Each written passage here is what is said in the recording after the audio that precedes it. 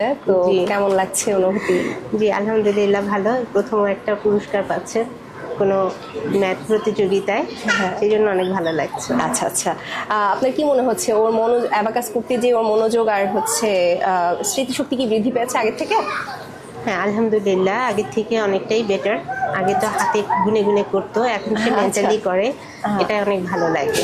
আচ্ছা, আপনার অ্যাবাকাসের কোন বিষয়টা সবচেয়ে বেশি ভালো লেগেছে?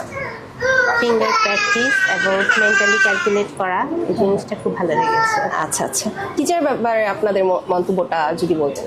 আলহামদুলিল্লাহ টিচার এখানে খুব দক্ষতার সাথে এবং খুব ধৈর্য নিয়ে বাচ্চাদেরকে সবকিছু বুঝিয়ে দেয়, সুন্দর করে করে সবকিছু, না একবার না দুবার তিনবার করে করে এক একটা বাচ্চাকে ধরে ধরে বুঝিয়ে দেয়। আচ্ছা, আচ্ছা। এটা খুব ভালো লেগেছে। Thank you so much.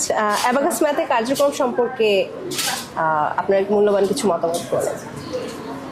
এটা আসলে এখন তো মানে সবাই শিখছে আস্তে আস্তে, হ্যাঁ। এটার পরিধি বাড়ছে, সামনে আরো বাড়ুক, এটা আমরা চাই। কারণ আমাদের সময় তো এগুলো ছিল না, না।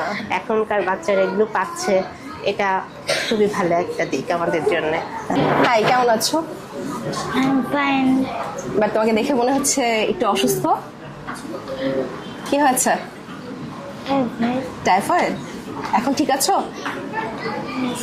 আচ্ছা, তোমার প্রথম যখন অ্যাবাকাস করতে এসেছিলা তখন হচ্ছে তোমার অনুভূতি কেমন ছিল, যে তুমি পারবে কি পারবে না এরকম কেমন লাগছিল তখন?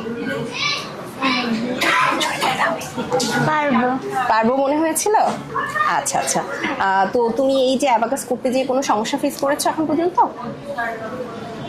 No. না। আচ্ছা আচ্ছা, অ্যাবাকাসের মাধ্যমে তোমার কি মনোযোগ বৃদ্ধি পেয়েছে? Yes.